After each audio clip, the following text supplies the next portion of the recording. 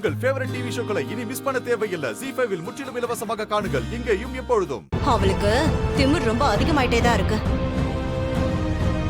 எனக்கு என்னவோ நேத்து அவ சொன்னதை பார்த்தா சீனோட மனசையும் மாத்திருவா போல இருக்கு.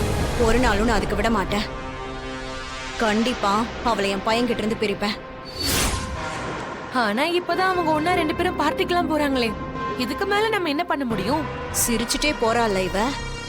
இவளை அழ வைக்கணும். இவங்க 2 பேருக்குள்ள எப்பவும் சண்டை வந்துட்டே இருக்கணும். அந்த பார்ட்டிக்கு நம்மளும் போலாம்.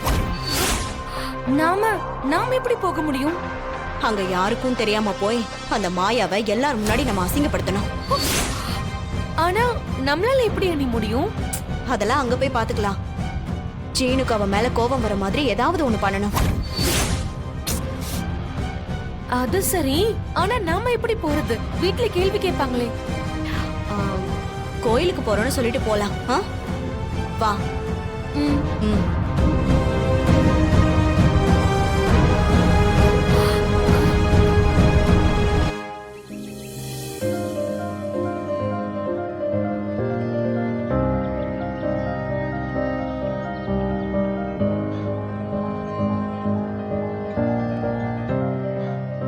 கதிர், சொல்லுதானா?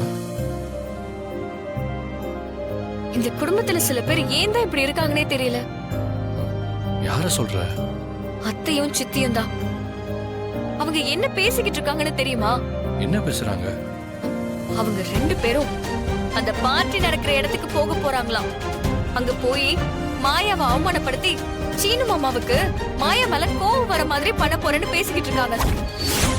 2 பேரும் கிளம்பி போறாங்க. அந்த பார்ட்டியை நம்ம நடக்க விடக்கூடாது. மாயா நம்ம லைஃப்காக எவ்வளவு போராடிட்டு இருக்கா. அவளுக்கு ஒரு அவமானம் வர நம்ம விடக்கூடாது. இப்ப நம்ம என்ன பண்றது? நம்ம முதல்ல கிளம்பி அந்த பார்ட்டி நடக்கிற இடத்துக்கு போலாம். நம்ம போகணுமா? ஆமா, அங்க போய் பத்மா சித்தி எதுவும் பண்ண விடாம தடுக்கணும். எனக்கு அந்த ஒரு ஹெல்ப் மட்டும் பண்ணுதனா? என்ன நீ ஹெல்ப் பண்ணலாம் சொல்ற?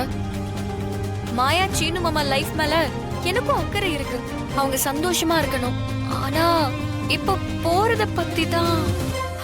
அங்க நாம போய் பத்மாத்தையும் பார்வதி சித்தியும் நம்மள பாத்துட்டா? அதை பத்தி நீ கவலைப்படாத. நம்மளை யாரும் பாத்திர மாட்டாங்க. அதை நான் பாத்துக்கிறேன். வா போலாம். ZEE5 ஆப்பை டவுன்லோட் செய்து அனைத்து எபிசோடுகளையும் இலவசமாக பாருங்க.